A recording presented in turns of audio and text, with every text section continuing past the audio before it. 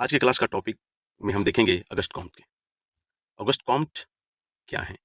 August Comte एक French sociologist हैं, France के समाजशास्त्री हैं।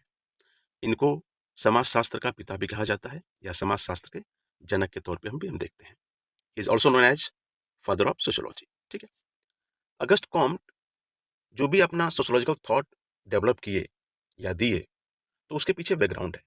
बैकग्राउंड ये है कि जो हमारा इंडस्ट्रियल रेवोल्यूशन हुआ था और जो हमारा फ्रेंच रेवोल्यूशन हुआ था 1789 से लेके हमारा 1799 तक, है ना, फ्रेंच रेवोल्यूशन हुआ था। तो उससे क्या आया था कि समाज में हमारा सामाजिक अव्यवस्था आ गई थी और उसमें इनस्टेबिलिटी आ गई थी, यानी कि सोशल डिसऑर्डर और इनस्टेबिलिटी हमारी आ गई थी। तो ये सोशल ऑर्डर और जो इनस्टेबिलिटी आई थी किसके कारण? हमारा इंडस्ट्रियल रेवोल्यूशन और फ्रेंच रेवोल्यूशन के कारण। तो उसका असर इनके सोशोलॉजिकल थॉट पे पड़ा। ये उसको एक्सपीरियंस किए और उन्होंने उस पे अपना कंसेप्ट दिया। ठीक है। उसी में इन्होंने कंसेप्ट दिया पॉजिटिविज्म का, यानी कि प्रत्यक्षवाद। प्रत्यक्षवाद यानी कि तथ्यवाद भी बोलेंगे आप। ठीक है। जो हमारा पॉजिटिविज्म क्या होता है? साइंटिफिक होता है, तथ्य पे होता है ना, इंपेरिकल होता है, डाटा बेस पे होता है। ओके, इसको देखेंगे। इन्होंने दूसरा कंसेप्ट दिया लॉ ऑफ थ्री स्टेजेस। ये इनका बहुत इंपॉर्टेंट है, तीन अवस्थाओं का नियम। तीन अवस्थाओं के नियम में हम देखेंगे कि ये देते हैं थियोलॉजिकल स्टेज पहला, दूसरा देते हैं मेटाफिजिकल स्टेज और तीसरा पॉजिटिविज्म या साइंटिफिक स्टेज। यानी कि पहले हम हर चीज, जो भी चीजें होती थी, हम भगवान की कृपा मानते थे। ठीक है, वो थियोलॉजिकल हो गया। मेटाफिजिकल यानी कि भाग्य पे डिसाइड हो गया कि अरे जो कुछ हो रहा है मेरे भाग्य से हो रहा है। और तीसरा पॉजिटिविज्म यानी कि हमारा साइंटिफिक, वो हो गया कि हम न तो हमारे थियोलॉजिकल स्टेज है, न तो मेटाफिजिकल, इन दोनों को ना करता है। वो कहता है कि जो चीजें साइंटिफिकली प्रूफ हो, सिद्ध हो वैज्ञानिक स्तर पे, उसी से होना चाहिए। जैसे यदि कोई बीमारी है तो बीमारी का निदान डॉक्टर ही करेगा, मेडिकल साइंस ही करेगा, न कि भगवान करेंगे। ओके, ठीक है, इसको भी हम समझेंगे। फिर हम देखेंगे कि हायरार्की ऑफ साइंसेस, यानी विज्ञानों का वर्गीकरण। विज्ञानों का वर्गीकरण क्या? जैसे मान लीजिए कि मैथमेटिक्स हो गया, ठीक है, एस्ट्रोनॉमी हो गया, फिजिक्स हो गया, केमिस्ट्री हो गया, बायोलॉजी हो गया, ये सब साइंस हैं। और उसके बाद इन्होंने कहा कि सबसे बाद में हमारा सोशियोलॉजी आएगा और सोशियोलॉजी के अंतर्गत ये सभी आ जाएंगे, क्योंकि सोसाइटी में सारी चीजें इन्वॉल्व होती हैं। और इसीलिए जो सोशियोलॉजी होता है वो बहुत ही कॉम्प्लेक्स होता है और ये हमारा लिस्ट जनरल होता है, उसको हम समझेंगे। इसके बाद इन्होंने कंसेप्ट दिया social statics, statics and social dynamics, यानी कि सामाजिक स्थिरता और सामाजिक परिवर्तन, है ना, कि क्या है सामाजिक स्थिरता, क्या है और सामाजिक परिवर्तन क्या है, डायनेमिज्म क्या है, इसके बारे में हम देखेंगे। ये सब जब कंसेप्ट दे रहे थे तो लास्ट में इन्होंने कंसेप्ट दिया रिलीजन ऑफ ह्यूमैनिटी, यानी कि मानवता का धर्म का इन्होंने कंसेप्ट दिया। और आप समझिए कि ये 1798 में जन्मे और 1857 में हमारे मरे। ये 1857 में इंडिया का रेवोल्यूशन हुआ, जब स्वतंत्रता क्रांति, हमारा सिपाही रिवोल्ट हुआ इंडिया में 1857 में, उस समय ये मर चुके थे और उस समय तक इनका कंसेप्ट आ चुका था। और वो कंसेप्ट क्या था? रिलीजन ऑफ ह्यूमैनिटी, है ना। आप सोचिए कितने बड़े थिंकर रहे हैं। आज जो हम रिलीजन ऑफ ह्यूमैनिटी की हम बात सोच भी नहीं सकते। आज बस हम रिलीजन को प्रमोट करते हैं, हिंदुइज्म, ठीक है, इस्लामिज्म, क्रिश्चियनिटी, ठीक है, बस धर्म को लेके हम बात करते हैं। और धर्म सिर्फ एक धर्म को प्रमोट करता है, दूसरे को प्रमोट नहीं कर रहा है, जो जैसा कि आप कंटेम्प्रेरी इंडिया या वर्ल्ड में आप देखते हैं। लेकिन ये कहते हैं उस समय 1857 से पहले ही रोका दिए थे कि आप रिलीजन ऑफ ह्यूमैनिटी विश्वास कीजिए, जो हमारा अल्टरुइज्म, परोपकार पे निर्भर करता है, एक दूसरे को समझने पे निर्भर करता है, न कि भगवान पे, न कि धर्म पे। कितने बड़े थिंकर्स हैं। और आज हम इनके जो थॉट है, सोशियोलॉजिकल थॉट है, हम उसको पढ़ते हैं, बट पढ़ते हैं लेकिन उसको हम इम्प्लीमेंट नहीं करते। यदि इम्प्लीमेंट करते तो ये जो रिलीजन ऑफ ह्यूमैनिटी है, ये क्रांति लेके आ गया होता और आज हम पूरी साइंटिफिक टेम्परामेंट को प्रमोट करते और कितना एडवांस हो गया होते। खैर, इनका जो कंसेप्ट है, इसको तो मैं आपको पढ़ाऊंगा, समझाऊंगा, साथ ही साथ मैं आपको वन लाइनर नोट्स प्रोवाइड करूंगा, ठीक है, जिससे आपका रिविजन जल्दी से हो सके। फिर PYQ MCQ पूछूंगा, इसमें सॉल्व कराने की कोशिश करूंगा, ठीक है। और आप देखेंगे कि किस तरीके से यूजीसी नेट और यूपीपीसीएस में भी क्वेश्चंस पूछे गए हैं, है ना, उसको आप सॉल्व करेंगे। ये जो मेरी क्लास होगी, ये Hindi as well as in English दोनों में होगी, ठीक है। जो टेक्स्ट हमारे होंगे, ठीक है, वो 90-80% हमारे इंग्लिश में होंगे। और लेकिन हर एक सेंटेंस को मैं ट्रांसलेट करूंगा, जिससे हिंदी मीडियम और इंग्लिश मीडियम के स्टूडेंट अच्छे से इनके कंसेप्ट को समझ सके और मार्क्स में अच्छे परफॉर्म कर सके। नमस्कार, मैं engineer Ajit, qualified assistant professor in sociology. मैं आपको उत्तर प्रदेश लोक सेवा आयोग और वेरियस स्टेट्स के जितने एग्जाम होते हैं असिस्टेंट प्रोफेसर या गवर्नमेंट डिग्री कॉलेज या गवर्नमेंट इंटर कॉलेज या एलटी ग्रेड, और साथ ही साथ जो यूजीसी नेट द्वारा जो एग्जाम होते हैं, इन सबों में जो क्वेश्चन पूछे जाते हैं सोशियोलॉजिकल थिंकर्स के, उन सबको अच्छे से समझाने की कोशिश करूंगा। चलिए स्टार्ट करते हैं। देखिए, ऑगस्ट कॉम्ट, ये जो हमारे ऑगस्ट कॉम्ट हैं, ये हैं क्या? ठीक है, ये हमारे फ्रेंच फिलोसफर हैं और मैथमेटिशियन हैं, यानी कि हमारे एक दर्शन शास्त्री हैं, ठीक है, और हमारे गणितज्ञ भी हैं ये। यानी कि ये आप सोचिए कि इन्होंने जो कंसेप्ट दिया, उस कंसेप्ट में आप देखेंगे कि जब आपको पढ़ाऊंगा मैं, जब हायरार्की ऑफ साइंस से देखेंगे, तो ये मैथमेटिक्स से शुरू करते हैं, मैथमेटिक्स से शुरू करेंगे और सोशियोलॉजी तक लेके जाएंगे। यानी कि इसके बीच में मैथमेटिक्स, फिर एस्ट्रोनॉमी, फिर हमारा फिजिक्स, फिर हमारा केमिस्ट्री, फिर हमारा बायोलॉजी, ठीक है, तब हमारा सोशियोलॉजी, ये सब आएंगे। यानी कितना इनके पास डाइवर्स नॉलेज है। इन सबको स्टडी करने के बाद इन्होंने ये कहा कि सोशियोलॉजी है बहुत ही कॉम्प्लेक्स है और ये सबसे इंपॉर्टेंट सब्जेक्ट है। ठीक है, तो देखेंगे, तो ये हमारे फिलोसफर भी हैं, ओके, फ्रेंच के, फ्रांस के, ठीक है। और जब फ्रांस का रेवोल्यूशन खत्म हुआ 1799 में, तो उसके पहले एक साल यानी कि 1798 में इनका जन्म हुआ। Okay, is known as father of sociology, ठीक है, समाजशास्त्र के जनक कहे जाते हैं। He was the first thinker, ये पहले थिंकर हैं to use the term sociology in 1838, ठीक है। 1838 में 1838 में सोशियोलॉजी को पहली बार किसी ने टर्म दिया, शब्द प्रयोग किया, तो वो हमारे ऑगस्ट कॉम्ट थे, ठीक है। और कब किया इन्होंने? 1838 में ही, 1838 में, and aimed to stabilise it as a scientific study of society.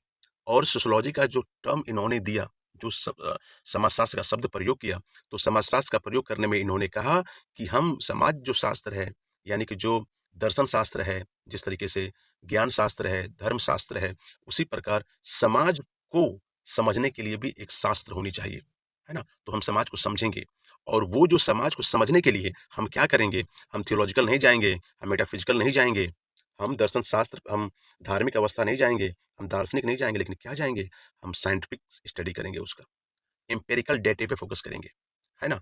Fact क्या है उसको हम देखेंगे, ठीक है, और वो हमारा साइंटिफिक स्टडी ऑफ सोसाइटी कहलाएगा, ठीक है। ओके, हिज सोशियोलॉजिकल थॉट, इनका जो समाजशास्त्र विचार है, developed in the background of industrial revolution and French revolution which creates social disorder and instability। इनका जो थॉट आया, उसके पीछे कुछ ना कुछ पृष्ठभूमि रही होगी, और वो पृष्ठभूमि, इनके थॉट बनने के पीछे पृष्ठभूमि ये रही कि उस समय जो हमारा इंडस्ट्रियल रेवोल्यूशन हुआ था, और जो फ्रांस की क्रांति हुई थी 1789 से लेके 1799 तक, ठीक है, उस वो जो हुआ था, उससे हमारे समाज में जो अव्यवस्था आई थी और जो अस्थिरता आई थी, ठीक है, उसको, उसका प्रभाव इनके सोशियोलॉजिकल थॉट पे पड़ा और इन्होंने डेवलप किया।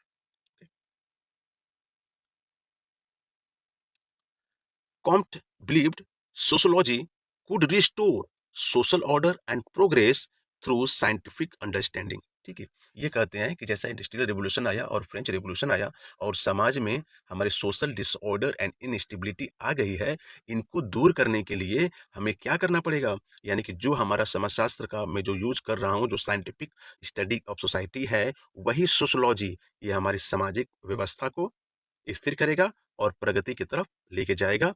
किसके माध्यम से? हम जब वैज्ञानिक तरीके से सोचेंगे, तब वैज्ञानिक आधारित हमारी अंडरस्टैंडिंग होगी, तब, ठीक है।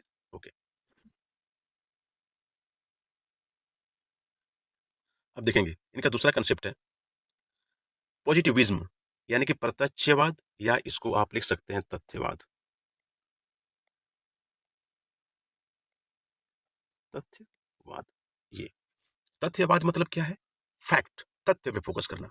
2+2=4, ये हमारा तथ्य है ना। तो ये तथ्य पे बात करना, रात होती है, तथ्य है, दिन होता है, तथ्य है, ठीक है, 20 लाख में स्कॉर्पियो मिलती है, तथ्य है, ठीक है, ये फैक्ट है। तो यानी कि ये पॉजिटिविज्म की बात करते हैं, वो कहते हैं according to him, true knowledge, true knowledge, knowledge है, ठीक है। और आपको प्रीवियस क्लास में बताया हूं मैं कि what is the difference between the information and knowledge. Here true, we are talking about the true knowledge. August Comte focused on true knowledge.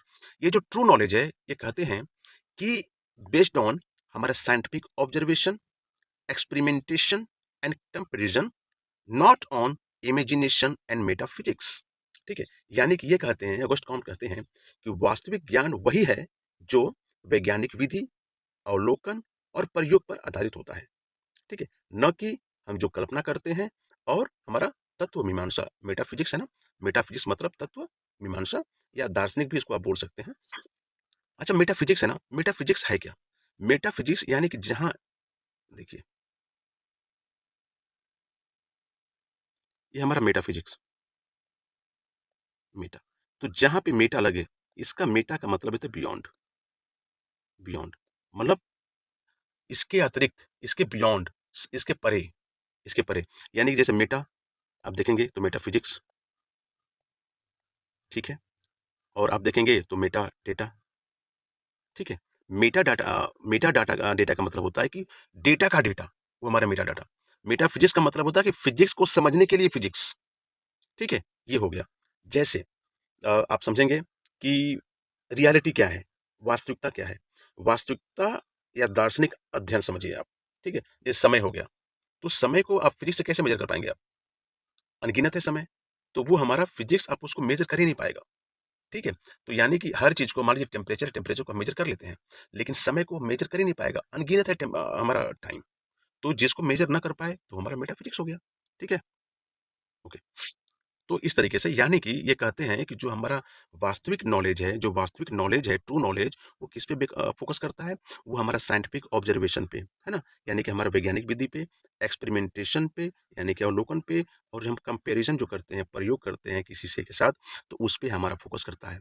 न कि हम यदि कोई चीज़ें कल्पना करते हैं या मेटाफिजिकल होता है, उस पे फोकस नहीं करता, इमेजिनेशन पे फोकस नहीं करता। इमेजिनेशन पे हमारा थियोलॉजिकल होता है, और क्या होता है? मेटाफिजिकल। ठीक है, इस पे नहीं करता। इमेजिनेशन मतलब मान लीजिए कि आप थियोलॉजिकल, जिकल, और ये मेटाफिजिकल, इन दोनों को रिजेक्ट करते हैं। वो कौन?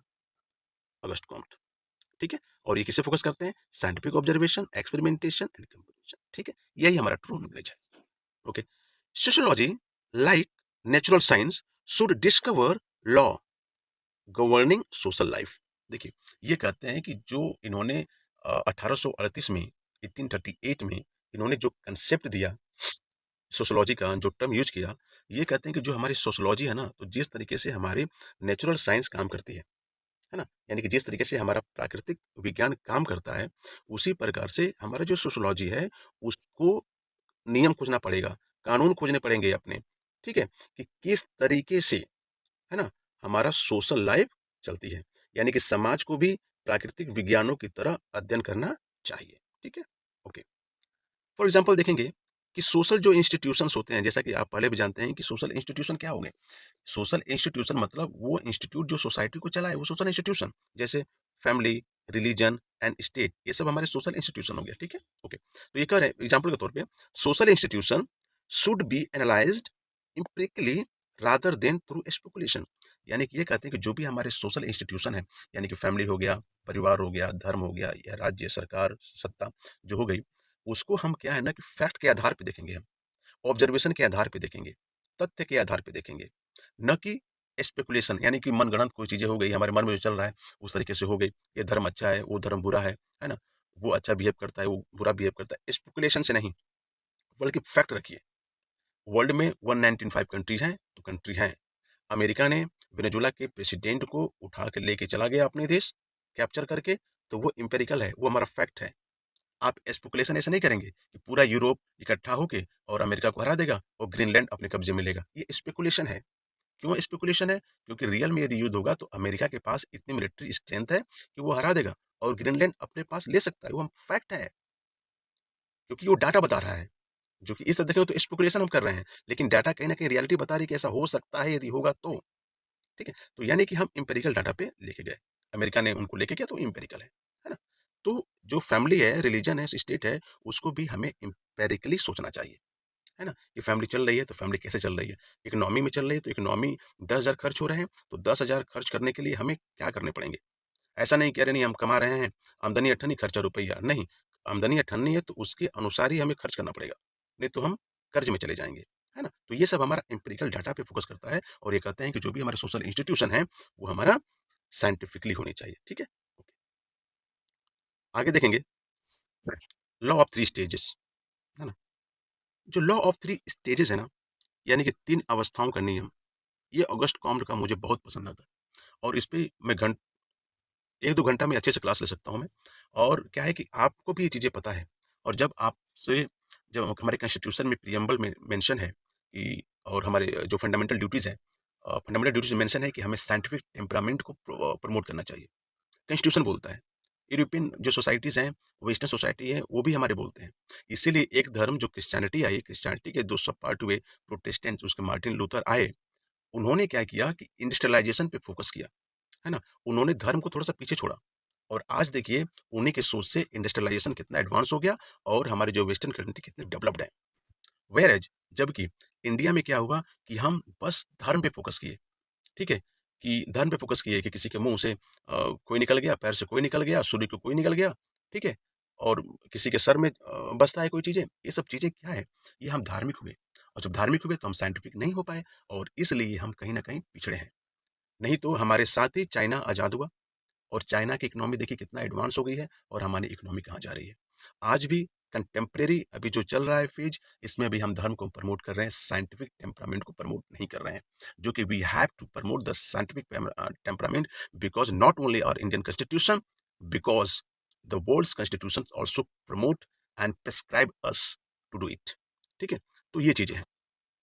तो लॉ ऑफ थ्री स्टेज देखिए, ये जो कि हमारे ये जन्म में 1798 में जब हमारा फ्रांस का रेवोल्यूशन हुआ था, जब खत्म हुआ उससे 1 साल पहले ये जन्मे और उसके बाद इन्होंने 1857 तक ये रहे और 1857 तक इन्होंने ये दे दिया लॉ, हमको इम्प्लीमेंट करने की ज़रूरत है। और ये कहते हैं कि जो लॉ ऑफ आइए कम टू द पॉइंट, तब तक लेक्चर हो गया, यही था, आप समझिए। लॉ ऑफ थ्री स्टेज, 3 अवस्थाओं का नियम क्या है? व्हिच एक्सप्लेन यानी कि law of three stage explain evolution of the human thought and society. ठीक है? यानी कि मानव विचार और समाज 3 अवस्थाओं से गुजरता है। आपकी जो थिंकिंग है, आप जो सोचते हैं और जो समाज है आपके अराउंड, जो भी है, वो 3 फेज से गुजरता है, ठीक है? पहला कौन है? थियोलॉजिकल स्टेज, दूसरा मेटाफिजिकल स्टेज, तीसरा पॉजिटिव स्टेज, यानी कि धार्मिक अवस्था, तत्व मीमांसा, ठीक है? यानी कि फैक्ट पे और तीसरा हमारा होता है वैज्ञानिक अवस्था पे। मेटाफिजिकल को आप दार्शनिक अवस्था भी बोल सकते हैं। दार्शनिक अवस्था भी आप बोल सकते हैं, ठीक है? ओके, ये अब देखिए, यानी कि आप अपने आप को देखेंगे, तो आप कहीं न कहीं धार्मिक होंगे। आप नहीं होंगे, ठीक है, मान लीजिए कि आप बहुत ज़्यादा साइंस पढ़ लिए हैं, तो आप सोशियोलॉजिस्ट, आप अच्छे सोशियोलॉजी आप अच्छे से पढ़े हैं, तो आप धार्मिक नहीं हो सकेंगे, आप न्यूट्रल हो जाएँगे। लेकिन आपके आस-पास जो जुड़े होंगे, आप देखेंगे उनमें कि धार्मिक अवस्था भी है, मेटाफिज़िकल यानी कि दार्शनिक भी है ना? भाग्य योग पे विश्वास करते हैं, वो चीज़ मेटाफिज़िकल हो गया, ठीक है? और देखेंगे आप कि हमारा कुछ लोग साइंटिफिक अवस्था में भी चले गए हैं, है ना? वो हर चीज़ साइंस पे फ़ोकस करते हैं। तो ये 3 स्टेज से सोसाइटी हमारी गुजरती है, ठीक है? ओके, अब एक-एक करके समझेंगे। देखिए, जो थियोलॉजिकल स्टेज होता है यानी कि धार्मिक अवस्था होती है, उसमें ये होता है कि सोसाइटी एक्सप्लेन्स फिनोमिना जो है ना through gods and supernatural forces. यानी कि धार्मिक अवस्था में देखेंगे कि ईश्वर और अलौकिक शक्तियों में विश्वास हम करते हैं। सोसाइटी कैसे विश्वास करती है ना? वो भगवान में विश्वास करती है और अलौकिक शक्तियों में विश्वास करती है। For example, natural disasters seen as punishment by God. यानी कि जो भी हमारे प्राकृतिक सॉरी, जो भी हमारे प्राकृतिक आपदा आ गया कोई, तो उसको हम सोचते हैं कि नहीं यार, ये भगवान के दिया हुआ दंड है हमारे लिए। तो ये हमारा थियोलॉजिकल स्टेज आ गया, धार्मिक। बाढ़ आ गई, तो आप कहते हैं कि नहीं, नहीं, नहीं, ये क्लाइमेट चेंज के कारण नहीं हो रहा है, ये भगवान ने हमको दंड दे रहा है। यानी कि दुनिया में सबसे ज़्यादा पापी हम ही हैं, इसलिए भगवान ने हमें ऐसा किया। ये पूरी सोसाइटी की बात हो रही है ना? तो जो भी नेचुरल डिजास्टर, सूखा पड़ गया, तो भगवान की कृपा है। बाढ़ आ गई, भगवान का दंड है, ठीक है? जो भी चीज़ें हो रहा है, तो आप भगवान पे मानते हैं, तो वो आपका थियोलॉजिकल हो गया। ओके, मेटाफिजिकल स्टेज में ये होता है कि ये एब्स्ट्रैक्ट आइडियाज और फिलॉसफी रिप्लेस्ड गॉड। ये क्या करता है मेटाफिजिकल? ये थियोलॉजिकल और पॉजिटिव में के बीच में आता है, ठीक है? मेटाफिजिकल वो कहता है कि भगवान तो नहीं, लेकिन ये मेरा भाग्य है, ठीक है? ये हम भाग्य पे हम विश्वास करते हैं। जैसे कंसेप्ट लाइक नेचर और डेस्टिनी एक्सप्लेनिंग इवेंट। मान लीजिए कोई इवेंट हो गया, आपके साथ कोई घटना घट गई, आप ही के साथ, आप जा रहे हैं, आपका एक्सीडेंट हो गया, तो आप कहेंगे अरे क्या करेंगे, मेरा भाग्य है। हाँ, नहीं तो इतने लोग जा रहे हैं, उन सबके साथ क्यों नहीं हुआ, मेरे ही साथ क्यों हुआ, तो ये मेरा भाग्य है है ना? तो आप भगवान को दोष नहीं दे रहे हैं, क्योंकि भगवान को दोष देने का मतलब कलेक्टिव आ जाएगा। यदि सूखा पड़ गया, तो एक आदमी के लिए सूखा है, दूसरे के लिए भी सूखा है, तीसरे के लिए भी सूखा है, तो एक आदमी बोलेगा, "अरे! मेरा भाग्य है, सूखा पड़ गया।" दूसरा बोलेगा, "अरे भाई! मेरे साथ भी तो वही हो रहा है।" तीसरा बोलेगा, "मेरे साथ भी तो वही हो रहा है।" यानी कि तुम्हारे साथ मेटाफिज़िकल नहीं है भाई, बस तुम्हारे साथ नहीं हो रहा है, लेकिन हमारे साथ भी हो रहा है। तो वो ब्रॉड कांसेप्ट आ जाएगा, तो वो लॉजिकल हो जाएगा। लेकिन जब कोई चीज़ें आपके साथ घटित हो जाती हैं, नेचर के साथ, कोई भी चीज़ें, तो उसको हम भाग्य पे थोप देते हैं। तो जो भाग्य पे आप थोपे, वो हमारा मेटाफिज़िकल हो गया, जिसको आप समझ नहीं पा रहे हैं, जिसको साइंस नहीं समझ पा रही है। ठीक है? ओके। तीसरा आएगा साइंटिफिक पॉजिटिव या साइंटिफिक स्टेज, यानी कि वैज्ञानिक अवस्था क्या है हमारी? वैज्ञानिक अवस्था ये है कि scientific reasoning and empirical evidence dominate. देखिए, जो पॉजिटिव और साइंटिफिक स्टेज है, इसमें जैसा कि साइंटिफिक है यानी पॉजिटिव है, यानी कि हमारा तथ्य जो है, इसमें साइंटिफिक रीजनिंग वैज्ञानिक तर्क करने की जो क्षमता आपके पास है, और एम्पिरिकल यानी कि जो चीजें फैक्ट हैं, वो सब एविडेंस तथ्य आपको इसमें प्रभाव इसका अधिक रहता है, तो वो हमारा पॉजिटिव हो जाएगा। जैसे disease explained through medical sciences, यदि कोई बीमारी है ना, तो बीमारी है तो उसको क्या है कि मेडिकल साइंसेज के द्वारा ही समझा जा सकता है। जैसे आप पूर्वांचल में देखेंगे तो चिकन पॉक्स होता था ना, तो उसको लोग ना छोटी माता बोलते थे कि छोटी माता निकल गई। तो जब छोटी माता लोग बोलते थे आज से 20-30 साल पहले, जैसे कि मम्मी पापा और जो रिलेटिव्स बताते हैं कि जो 20-30 साल पहले जब छोटी माता निकलती थी ना, तो लोग उसको धर्म के आधार पे देखते थे, है ना? पूजा पाठ करना, साफ सफाई करना, कि ठीक हो जाएंगे। ठीक है? तो करते थे, तो उस समय वो रिलीजन डोमिनेट था, गॉड का डोमिनेशन था। लेकिन जैसे जैसे हमारे साइंस डेवलप हुई और उस चीज को हम कहें कि नहीं, ये जो छोटी माता आप बोल रहे हैं, ये हमारा चिकन पॉक्स, ये हमारा एक बीमारी है, और ये जो बीमारी है ना, ये क्या है, इसको हम साइंस से, दवा से हम सही कर लेते हैं, कर सकते हैं, और दवा से सही होता है। जैसे एक और एग्जांपल लीजिए आप, कोरोना आया, ठीक है? मान लीजिए कि हमारा यूएसए से हमारा जो नेटवर्क हम पढ़े थे, नेटवर्क इसका मैनुअल कास्टलेस का जो हम पढ़े थे नेटवर्क, यदि मान लीजिए कि नेटवर्क और ग्लोबलाइजेशन आज नहीं होता, आज से 50 साल पहले जाइए आप, उस समय हमारा कोई अच्छा लिंक किसी देश से अच्छा नहीं है, नेटवर्क कम्युनिकेशन उतनी स्ट्रांग नहीं थी, है ना? 50 से 60 80 100 साल पहले जाइए, कोई 100 साल अप्रोप्रिएट लीजिए, कि कोई प्रॉपर कनेक्शन नहीं था नेटवर्क का, तुरंत की इंस्टेंट न्यूज मिले। और मान लीजिए कि चाइना से कोई लोग आए, है ना, और कोरोना लेके आए, और कोरोना पूरे इंडिया में स्प्रेड हो गया। तो चाइना से आए, तो ये तो हमें 100 साल पहले तुरंत पता चलता नहीं, ठीक है? तो हम क्या कहते हैं कि कई लोग कोरोना में मरे, तो हम कहते हैं कि अरे ये क्या है? ये भगवान की कृपा है, भगवान ने चाहा तो कोरोना आया और सबको मार दिया। ये हमारा थियोलॉजिकल हो जाएगा। लेकिन जैसे-जैसे हमारा साइंस डेवलपमेंट हुआ और टाइम गई, और आज के दौर में देखिए, जब कोरोना हमारा 2019-20 ये सब में जब आया, है ना? तो आप देखिए क्या हुआ? ये कोरोना को हम मान लिए कि ये हमारा एक वायरस है, जो चाइना से आया है, ठीक है? इसका एंटीडोट, इसकी मेडिसिन आई, इसकी कोई वैक्सीन आई है, ठीक है? और इसको कोविड से बहुत कम लोग मरे, जो कि और देखेंगे कि जहाँ पे ज़्यादा लोग प्रमोट किए रिलीजन को, वहाँ पे बहुत लोग मरे। लेकिन इंडिया में हम थोड़ा साइंस को डेवलप किए, साइंस पे फोकस किए, और उसका मेडिसिन लेके आए, जिससे हमारे यहाँ लोगों की मरने की संख्या कम रही। हम उसका पता लगा पाए, और जहाँ सडनली आया, तो लोग अभी साइंस का ज़्यादातर यूज़ नहीं कर पाए, तब तक बहुत लोग निपट चुके थे। ठीक है? तो कहने का मतलब यही है कि कोई भी चीज़, इसीलिए हमको साइंस पे फोकस करना चाहिए। ओके?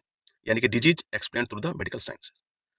कॉम्ट जो हैं, वो बोलते हैं कि जो मॉडर्न सोसाइटी है, वो एंटरिंग द पॉजिटिव स्टेज, और ये कहते हैं कि जो हमारा अगस्त कॉम्ट बोलते हैं कि जो हमारी आधुनिक समाज है, ये कहीं न कहीं हमारा क्या पॉजिटिव स्टेज में अब आ चुकी है। ठीक है? ओके। अब देखेंगे इनका दूसरा most important concept, hierarchy of sciences, यानी विज्ञानों का वर्गीकरण और क्रम क्या है। ठीक है? जैसा कि आपको पता है कि ये फ्रेंच के मैथमेटिशियन, है ना, गणितज्ञ और हमारे फिलोसोफर थे ये। तो इन्होंने क्या किया कि जो साइंस को ना, साइंस का वर्गीकरण किया, और Comte propose it arranging sciences in order of increasing complexity और डिक्रीजिंग जनरलिटी, है ना? यानी कि कितना कॉम्प्लेक्स नेचर, कितना कठिन, कितनी जटिलता है, ठीक है, उसके क्रम में, और कितने सामान्य तौर पे चीजें हैं उसके तौर पे। जैसे आप ये समझिए, जो जनरल चीजें होती हैं, जैसे सामान्य ज्ञान चीजें हैं, है ना? जनरल, जैसे जीएस है, जनरल स्टडीज है, जैसे जो ब्यूरोक्रेसी है, जो आईएएस पीसीएस ये लोग बनते हैं, वो एक सब्जेक्ट के स्पेशलिस्ट नहीं होते हैं, बल्कि उनके पास जनरलाइज्ड नॉलेज इंफॉर्मेशन होता है, नॉलेज होता है। ठीक है? जो स्पेशलाइज्ड होते हैं, वो डॉक्टर हैं, इंजीनियर हैं, प्रोफेसर हैं, लेकिन जो हमारे जनरलाइज्ड हैं वो हमारे ब्यूरोक्रेसी में आएंगे। यानी कि आप देखिए कि यूपीएस आईएएस और पीसीएस बनने के लिए आपको साइंस पढ़ना पड़ेगा, इकोनॉमी पढ़ना पड़ेगा, मैथ पढ़ना पड़ेगा, हिस्ट्री, जियोग्राफी, है ना, पॉलिटी, करंट अफेयर्स, बहुत सारे सब्जेक्ट पढ़ने पड़ेंगे। लेकिन डॉक्टर बनना है तो बस मेडिकल साइंस पढ़िए, डॉक्टर बन गए आप।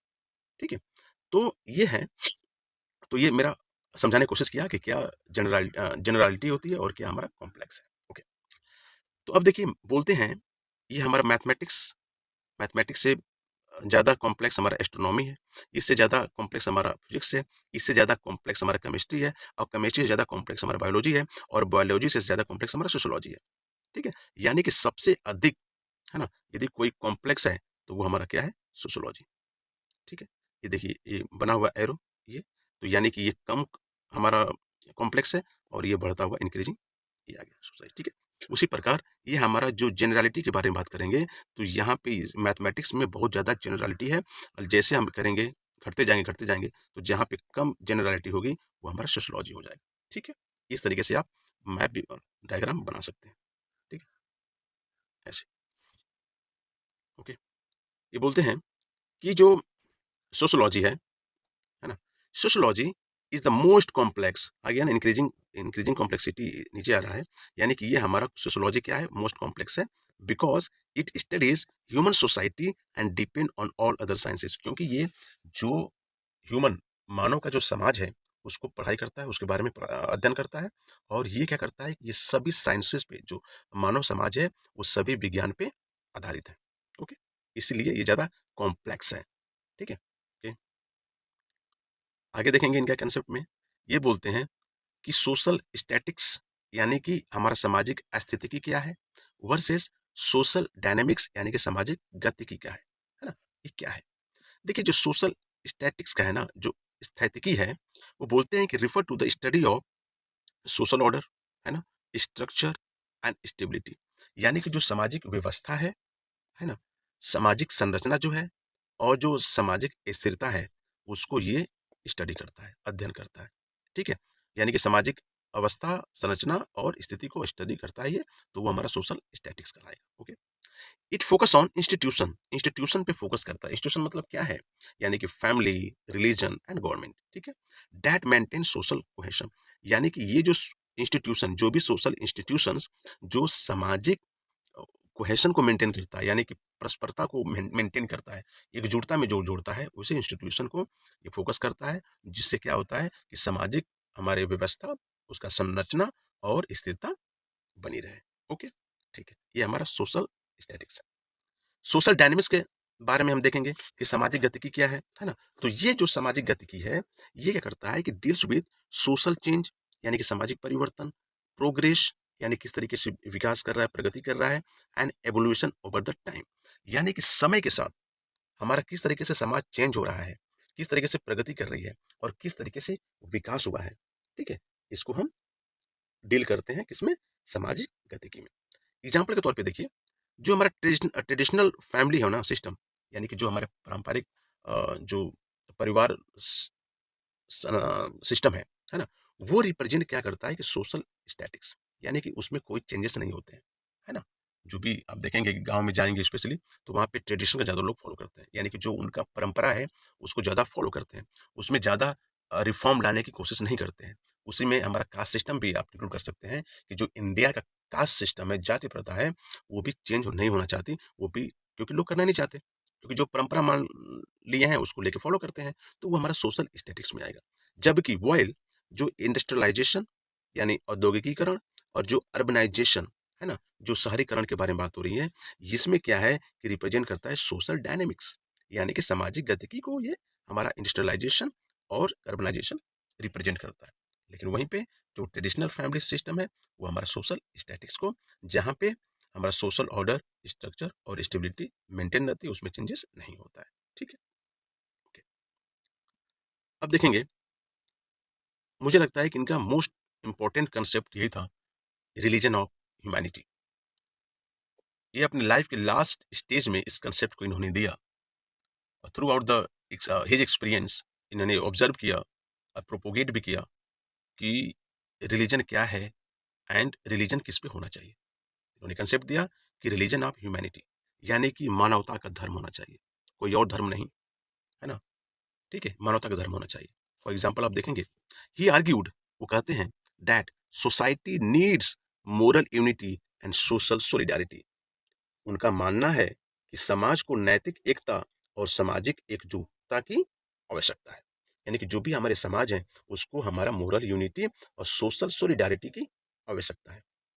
ये कहते हैं कि इंस्टीड ऑफ वर्शिपिंग गॉड, ये कहते हैं कि भगवान को पूजने के बजाय, सजेस्टेड वर्शिप ऑफ यूनिटी, ये कहते हैं कि भगवान को पूजने के बजाय आप मानवता को पूजिए। आप भगवान के पूजा करने के बजाय आप जो मानवता है उसकी पूजा कीजिए। और ये कहते हैं कि ये जो ह्यूमैनिटी है, ये किस पे फोकस करता है? ये जो ह्यूमैनिटी है, ये हमारा अल्टुरिज्म यानी कि परोपकार पे निर्भर करता है। ह्यूमैनिटी किस पे होना चाहिए? यानी कि परोपकार पे होनी चाहिए। मोरालिटी यानी कि नैतिकता पे होनी चाहिए। सोशल रिस्पॉन्सिबिलिटी यानी कि हमारा सामाजिक उत्तरदायित्व पे होना चाहिए। यानी यानी कि जो हमारा ह्यूमैनिटी है, मानवता है, वो हमारा परोपकारता है ना, परोपकार, नैतिकता और सामाजिक उत्तरदायित्व पर बल दिया, एम्फसाइज किया। ठीक है, यानी कि आप यदि एक दूसरे की भलाई करना चाहेंगे, दूसरे की भलाई करते हैं, आप परोपकार काम कर रहे हैं, तो आप ह्यूमैनिटी को, मानवता को सपोर्ट कर रहे हैं। यदि आप नैतिक है, क्या बुरा है क्या अच्छा है, और हर चीज नैतिकता के तौर पे आप चल रहे हैं, किसी का हानि आप नहीं सोच रहे हैं, सबके भलाई के बारे में आप सोच रहे हैं, तो आप क्या कर रहे हैं? मानवता को प्रमोट कर रहे हैं, है ना, सपोर्ट कर रहे हैं, सहायता कर रहे हैं। यदि आपकी जो रिस्पॉन्सिबिलिटी है, सामाजिक उत्तरदायित्व तो आपका जो है, ठीक है, यदि उसको भी निभा रहे हैं, यदि आपके माता पिता आपको सपोर्ट किए हैं, पाले हैं, पढ़ाई लिखाए हैं, इतना खर्च किए हैं, तो आपकी भी जिम्मेदारी बनती है कि उनका सपोर्ट करें। समाज आपको कुछ दिया है, तो आपकी जिम्मेदारी भी बनती है कि आप भी उसको दें। यदि कोई हेल्प किया है, तो आपकी जिम्मेदारी भी बनती है कि आप भी दूसरों का हेल्प करेंगे, है ना? तो वो आपकी सोशल रिस्पॉन्सिबिलिटी आएगी। ठीक है, तो जब ये चीजें जब होंगी, तो ये सब चीजें हमारे मानवता को सपोर्ट करेंगी, और जब मानवता को सपोर्ट करेंगी, तो ये सबसे, सब धर्मों से अच्छा हमारा मानवता का धर्म है। और हमारे इसमें सभी लोग, जो अभी आप देखेंगे कि विभिन्न विभिन्न धर्म, संप्रदाय, जाति, ठीक है, स्थान, देश विदेश जहाँ से भी हैं, यदि उन सबके साथ यदि मानवता का भाव, सब लोग एक दूसरे के साथ मानवता का भाव रखेंगे, तो आप देखिए सारे धर्म पीछे हो जाएंगे। और धर्म कौन बनेगा? एक मानवता का धर्म बनेगा। और उसको किसने प्रोपोगेट किया? अगस्त कॉम्ट साहब ने। और अगस्त कॉम्ट कब प्रोपोगेट किए? जब हमारा भारत का 1857 का रिवोल्ट हुआ, है ना, उससे पहले इन्होंने ये कंसेप्ट दे चुके थे। फिर भी अभी तक हम सही से इसको इम्प्लीमेंट नहीं कर चुके हैं। Not only in India but also in the world, the concept given by the Auguste Comte, which is known as the religion of humanity, is not fully supported, जो कि हमको करना चाहिए। Okay, Comte proposed a new secular religion, और इन्होंने कहा कि हम मानवता पे तो मानवता को धर्म मानना चाहिए, और इन्होंने एक नया सेकुलर रिलीजन का मतलब क्या है? आप देखेंगे कि हमारा 42nd कॉन्स्टिट्यूशनल अमेंडमेंट एक्ट, ठीक है, उसमें हमारा क्या है कि सेकुलरिज्म हमें हमारे प्रियम्बल में ऐड किया गया। यानी कि सभी धर्म बराबर हैं। सेकुलर का मतलब सिंपल ये है कि सभी धर्म बराबर हैं। यानी कि न्यू सेकुलर रिलीजन इन्होंने, कॉम्टे ने प्रोपोगेट किया, प्रपोज किया, और कहे कि ये जो हमारा न्यू सेकुलर रिलीजन होगा, वो क्या होगा? उस रिलीजन में, जो हम रिलीजन की बात करेंगे, जो हम एक नया धर्म लेके आ रहे हैं, मानवता तो धर्म है ही, साथ में जो हम एक नया धर्म लेके आ रहे हैं, उस धर्म में हमारा क्या होगा? उसमें भी हमारे भगवान होंगे, उस भगवान का पूजा करने का पृष्ठ भी होंगे, और कैसे पूजा किया जाए वो भी होगा। लेकिन जो हमारे भगवान होंगे, वो हमारा ह्यूमैनिटी, मानवता भगवान होगा। जो हमारा पृष्ठ होगा, जो प्रार्थना करेगा, पुजारी बनेगा, वो हमारे साइंटिस्ट होंगे, है ना, वैज्ञानिक होंगे। और जो वर्शिप यानी पूजा पद्धति जो होगी, वो हमारी सोसाइटी होगी। ठीक है, यानी कि ऐसे इसको समझाने का थोड़ा कोशिश करूंगा मैं। ये कहते हैं कि एक हमारा, मान लीजिए रिलीजन है यानी कि धर्म है हमारा। ठीक है, तो इस धर्म में हमारे क्या होते हैं? रिलीजन हो गया, रिलीजन में हमारे एक गॉड, भगवान हो गए। भगवान के बाद हमारा प्रीस्ट होगा, यानी पुजारी। अब पुजारी के बाद हमारा वर्शिप होगा, यानी कि पूजा। यानी कि देखिए, भगवान, पुजारी और पूजा, यही है ना।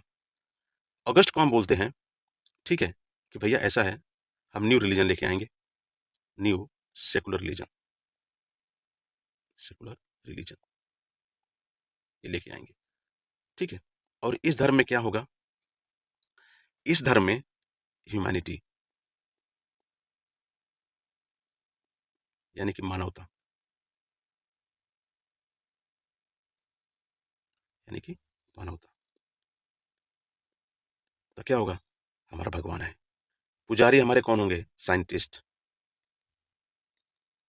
साइंटिस्ट हमारे पुजारी होंगे, है ना? और पूजा कौन होगा? सोसाइटी। ठीक है, ये चीजें हमारे होंगी। तो अब आप देखिए कि जो रिलीजन अभी हम लेके चलते हैं उसमें हमारे भगवान होते हैं, पुजारी होते हैं और पूजा होती है। बस ये कहते हैं कि हम एक नया धर्म है हमारा, और उसमें ये होना चाहिए कि भगवान हमारा कोई आदमी नहीं, भगवान किसी को माने नहीं, भगवान हमारी मानवता ही हो, है ना? और जो पुजारी रहे वो पुजारी आम आदमी ना बने। पुजारी कौन बनेगा उसका? जो हमारा साइंटिस्ट हो, यानी कि साइंटिस्ट हमारा रिसर्च करें, है ना? सोसाइटी को क्या दे सकते हैं, कैसे सोसाइटी को बेनिफिट हो, है ना? क्या न्यू एक्सपेरिमेंट करें, क्या रेवोल्यूशन लेके आए। जैसे साइंटिस्ट ने क्या मोबाइल इन्वेंट किया, मेडिकल साइंस में इंस्ट्रूमेंट इन्वेंट किया, साइंटिस्ट ने मेडिसिन बनाए, साइंटिस्ट ने कार बनाया, साइंटिस्ट ने हमारा रॉकेट बनाया। हर चीज साइंटिस्ट बना रहे हैं। तो जब हर चीज साइंटिस्ट बना रहे हैं तो मंदिर में बैठा पुजारी को हम क्यों पूजें? हम साइंटिस्ट को क्यों ना पूजें? तो ये कहते हैं कि हमारा जो रिलीजन बनेगा उसमें साइंटिस्ट पुजारी बनेगा। और जो पूजा करने का बात है, वो पूजा हमारी सोसाइटी ही रहेगी। हम बस जाके आरती घुमा के करते हैं, उससे हमारी नहीं। यानी कि हम समाज को रिस्पेक्ट दें। आरती को जो हम रिस्पेक्ट दे रहे हैं, प्रसाद को जो रिस्पेक्ट दे रहे हैं, हम समाज को रिस्पेक्ट दें। और जिस दिन आप समझिए कि हम पुजारी मंदिर में जो पुजारी बैठते हैं, है ना? धर्म ग्रंथ को पढ़ के या ऐसे ही जो बैठ जाते हैं धर्म के आधार पे, उनको नहीं, जिस दिन हम इंटेलेक्चुअल्स, साइंटिस्ट को बैठाएँगे, है ना? उस दिन आप देखिए उसकी थिंकिंग कहाँ लेके जाएगी आपको, है ना? तो ये कहते हैं। इस पे अच्छा खासा डिबेट हो सकता है और बहुत अच्छा कंसेप्ट है। और जब भी आप सोसाइटी में किसी से बात कीजिए तो प्लीज आप इन चीज़ों पे फोकस कीजिए। जो अगस्त कॉम्ट के सोशियोलॉजिकल थॉट है, ये सिर्फ थियरी नहीं है, ये विचार नहीं है, बल्कि एक जीवन जीने की पद्धति है भी है। इसको अपने लाइफ में आपको इम्प्लीमेंट करना चाहिए, क्रियान्वयन कराना चाहिए। ओके, ठीक है। अब देखिए, ये तो इनका हो गया, ठीक है, कि रिलीजन ऑफ ह्यूमैनिटी आप समझ गए। इनके बुक्स हैं, ये हैं। आप जो क्रोनोलॉजी ऑर्डर में पूछता है तो इसको बता दे रहा हूँ मैं आपको, देखिएगा ऐसे ऐसे।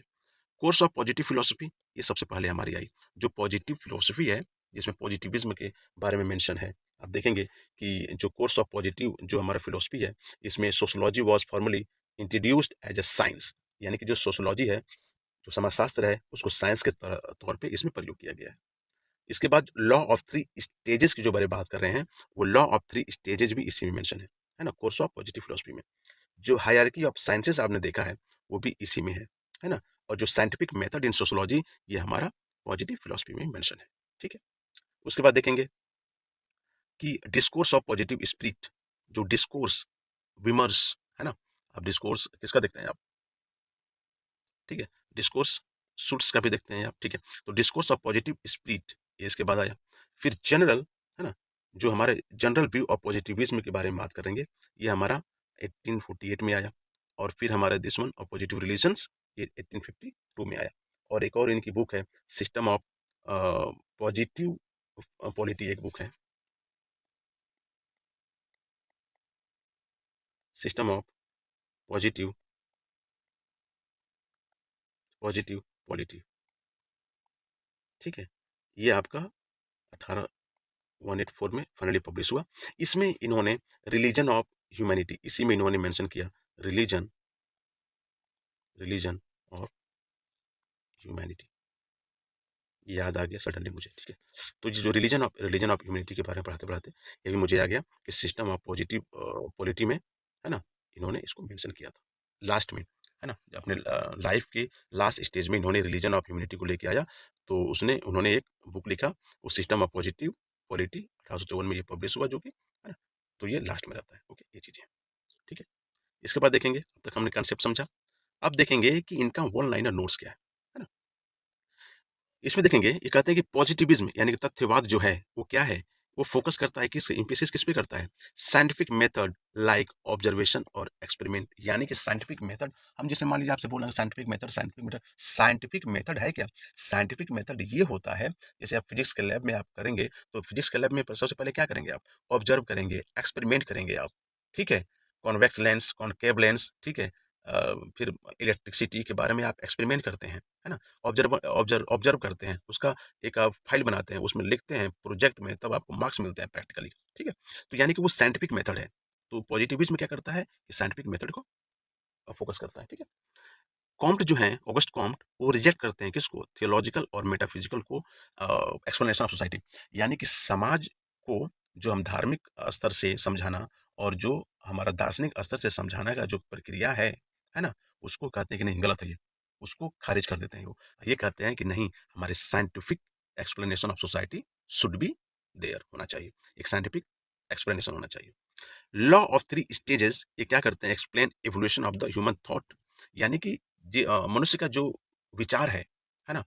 मानविक जो विचार है, उसका विकास कैसे होता है, उसको उन्होंने लॉ ऑफ थ्री स्टेजेज में अच्छे से एक्सप्लेन किया है। सोशल जो स्टैटिक्स है, ये हमारा सोशल ऑर्डर और स्ट्रक्चर पे फोकस करता है, और जो कि डायनेमिक्स जो है, वो हमारा डायनेमिक है, यानी कि चेंज पे और प्रोग्रेस पे डिटरमाइन करता है। और जो अल्टुरिज्म है, यानी कि परोपकार जो है ना, परोपकारवाद, है ना, वो क्या है? Core value of Comte sociology, यानी कि अगस्ट कॉम्टे का जो समाजशास्त्र है, ठीक है, उसका मूल मंत्र बोलेंगे या मूल मूल्य बोलेंगे, वो हमारा परोपकार है, ठीक है? ये है। तो अब तक ये वन लाइनर भी हो गया। अब हम देखेंगे प्रीवियस ईयर के क्वेश्चन, जो मल्टीपल चॉइस क्वेश्चन होंगे, आप उसको देखिए और देखिए कहाँ तक आप कर पाते हैं, ठीक है? आइए स्टार्ट करते हैं।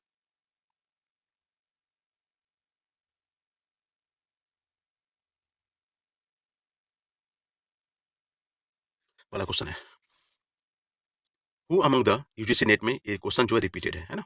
तो आप इसको देखिएगा, ठीक है? Who among the following coined the term sociology, ठीक है? सोशोलॉजी को सबसे पहले किसने टर्म दिया था, यूज किसने किया था, है ना? और ये यूजीसी नेट में क्वेश्चन बार बार पूछा जाता है, ठीक है? तो कौन थे? ऑगस्ट कॉम्ट, ठीक है? ओके, ये कब किए थे? ऑगस्ट कॉम्ट, ये जो सोशोलॉजी का टर्म इन्होंने दिया था, ये कब दिया था? 1838 में, ठीक है? 1838 में इन्होंने टर्म दिया था, ठीक है? ओके, ठीक है, अगस्त कॉम्ट, ठीक है। दूसरा क्वेश्चन, ये जो सीनेट 2014 और 2018 में दो पूछा गया है। इन विच ईयर, ठीक है, in which year did August Comte use the term sociology for the first time? कब दिए थे? आपको पता है, 1838, 1838 में इन्होंने दिया था,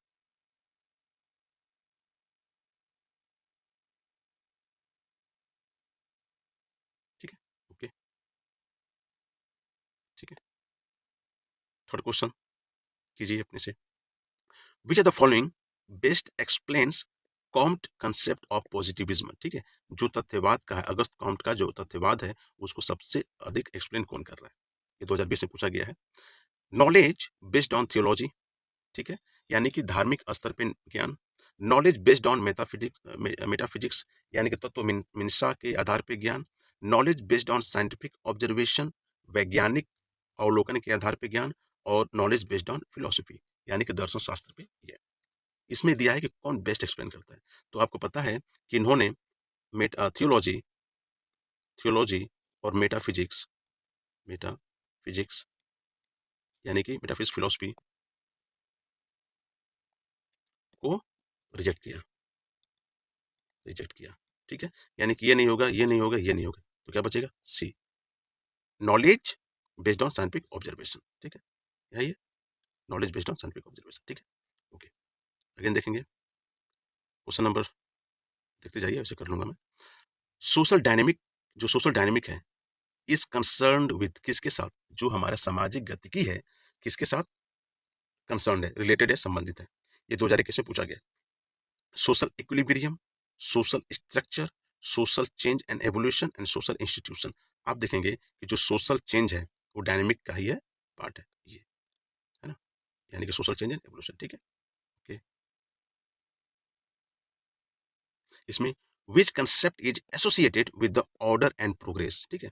ऑर्डर एंड प्रोग्रेस देखेंगे, प्रगति और जो सोशल ऑर्डर है ना, ठीक है, वो किससे हमारा रिलेटेड है, किससे संबंधित है?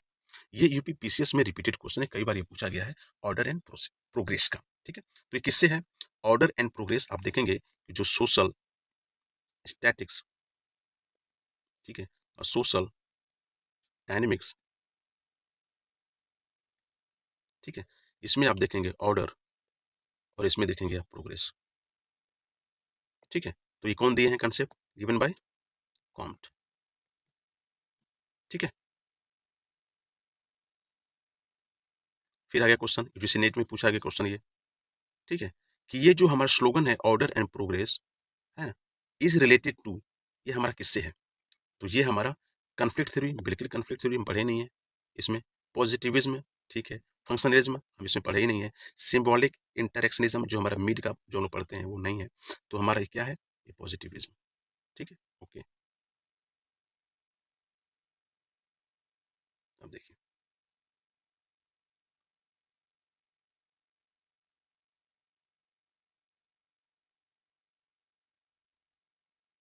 चलिए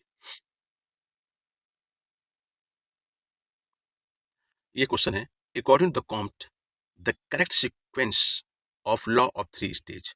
ठीक है, लॉ ऑफ थ्री स्टेज जो आप पढ़े हैं अगस्त कॉम्ट का, ठीक है, जिससे हमारा ह्यूमन थॉट एंड सोसाइटी का डेवलपमेंट होता है, उसका सीक्वेंस क्या है? तो आपको पता है सीक्वेंस क्या होगा भैया? पहले धर्म आएगा, ठीक है, यानी कि पहले थियोलॉजी, थियोलॉजी, फिर हमारा मेटाफिजिक्स, मेटाफिजिक्स, और उसके बाद हमारा पॉजिट, ठीक है, या साइंटिफिक, ठीक है, यानी पॉजिटिव या साइंटिफिक, ठीक है, ये हमारा आएगा। तो यानी कि थियोलॉजी कहाँ है? थियोलॉजी, मेटाफिजिकल एंड पॉजिटिव, ठीक है, ये भी ओके, यहाँ पे है थियोलॉजिकल, ओके। लेकिन क्वेश्चन देखेंगे आप, which stage of Comte's law of three stage is dominated by abstract forces? Abstract forces से हमारा कौन है? ठीक है, तो एब्स्ट्रैक्ट फोर्स कौन हमारा किस में जाता है? मेटाफिजिकल में। ठीक है, थियोलॉजी के बाद जो आएगा मेटाफिजिकल और फिर हमारा साइंटिफिक, यानी कि ये दोनों तो एक ही है ना, और एक ही है। थियोलॉजिकल में हमारा रिलीजन पे, गॉड पे बात होगी, और मेटाफिजिकल में हमारा एब्स्ट्रैक्ट फोर्सेस पे बात होगी। ठीक है, यानी कि ये ओके। 2017 में यूजी नेट में क्वेश्चन पूछा गया है कि which stage represents scientific thinking and empirical observation? Scientific thinking, है ना, एंड एम्पिरिकल ऑब्जर्वेशन। तो साइंटिफिक थिंकिंग और एम्पिरिकल हमारा कहाँ जाएगा? पॉजिटिव स्टेज में, जिसमें हम अगस्त को हम बोलते हैं कि जो हमारी मॉडर्न सोसाइटी है अब हमारा पॉजिटिव स्टेज में रह रही है, जिसमें साइंटिफिक थिंकिंग और एम्पिरिकल ऑब्जर्वेशन है। ओके,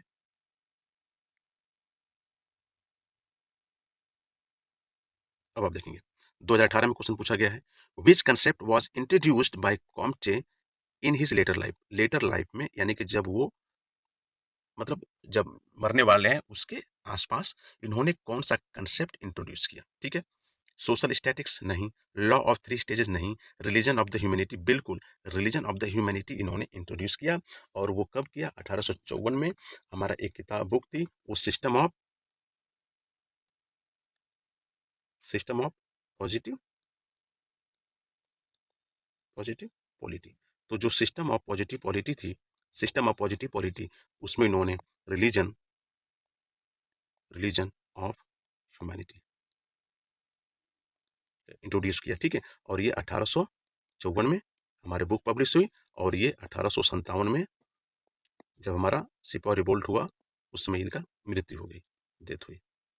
तो लेटर लाइफ में इससे करीब हमारा यही है, यानी कि ये रिलीजन ऑफ ह्यूमैनिटी। देखते हैं क्या है। ठीक है, ओके। 14 क्वेश्चन देखेंगे, इसमें है कि इन कॉम्टेस, जो कॉम्ट का जो रिलीजन ऑफ ह्यूमैनिटी है, humanity the supreme object of worship, यानी कि वर्शिप का जो सुप्रीम ऑब्जेक्ट क्या है? आपको पता है जो सुप्रीम जो ऑब्जेक्ट है वो, यानी कि किसी वर्शिप का सुप्रीम ऑब्जेक्ट सबसे बड़ा क्या होता है? भगवान। और भगवान का इनके में रिलीजन ऑफ ह्यूमैनिटी में क्या है? वो हमारा ह्यूमैनिटी। ये यूजीसी नेट में 2020 में पूछा गया है। ठीक है, अब देखेंगे आप, यूपीपीसीएस में भी पूछा गया और नेट में भी पूछा गया है, which of the following pairs is correctly matched? ठीक है, देखिए, सोशल स्टैटिक्स जो होता है, सोशल चेंज नहीं, क्योंकि सोशल स्टैटिक्स में रुका रहेगा, उसमें चेंजिंग नहीं होगा। सोशल डायनेमिक्स, सोशल ऑर्डर, ठीक है, okay. Social dynamic, social stability, है ना, सोशल स्टेबिलिटी ये भी नहीं होगा क्योंकि प्रोग्रेस होगा। ओके, सोशल डायनेमिक में क्या होगा कि सोशल स्टैटिक्स, ये डायनेमिक सोशल ऑर्डर नहीं है, क्योंकि ये जो ऑर्डर जो है और स्ट्रक्चर ये सोशल स्टैटिक्स का भी नहीं होगा, यानी कि सोशल स्टैटिक्स जो है ना, ये क्या होगा, सोशल स्ट्रक्चर ये होना चाहिए। देखते हैं, यस, सोशल स्टैटिक्स जो है वो सोशल स्ट्रक्चर है। ठीक है, ओके, ठीक है, ये हो गया। 15 क्वेश्चन थे, है ना, अगस्त कॉम्प्लेक्स से रिलेटेड, जो हमारे यूपीपीसीएस और यूजीसी नेट में क्वेश्चन हमारे पूछे गए थे। ठीक है, तो ये आपको मैंने एमसीक्यू कराया, पीवाईक्यू एमसीक्यू कराया आपको मैंने।